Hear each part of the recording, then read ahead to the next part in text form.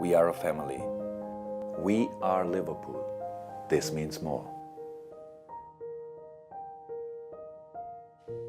지난 4월 11일 펼쳐진 엘클라시코에서는 벤제마와 크로스의 골에 힘입어 레알 마드리드가 2대1 승리를 거두게 되었습니다. 그리고 다음 경기는 바로 리버풀과의 챔피언스리그 8강 2차전. 이번 엘클라시코를 통해 리버풀이 어떤 부분들을 조심해야 하는지 가볍게 살펴보겠습니다. 우선적으로 이날 레알 마드리드는 4-1-4-1, 카세미로와 크로스, 모드리치는 중앙에서 역삼각형 대형, 비니시우스는 왼쪽, 발베르데는 오른쪽 미드필더에 위치하고 있습니다. 평상시 레알 마드리드가 경기를 통제할 수 있고 보다 지배적인 환경 속에서 운영할 때의 발베르데는 벤제마 옆에서 투톱처럼 움직이기도 하고 사이드로 빠져 윙어처럼 움직이기도 합니다. 하지만 일반적으로는 미드필더로서 중앙에 위치해 팀의 엔진 역할을 맡는 선수죠. 그렇지만 이날 바르셀로나와의 경기에서는 오른쪽 미드필더, 수비시 5-3-2 형태의 측면 수비수 위치에 있습니다. 바스케스가 중앙에 위치해 있고 발베르데는 측면에 붙어 있는데 그 이유는 침투와 좁은 공간에서의 공격에 능한 바르셀로나에 대응하기 위한 중앙 집약적인 수비 포메이션이라 볼 수 있었죠. 하지만 이게 단순히 수비적인 이유 때문인가?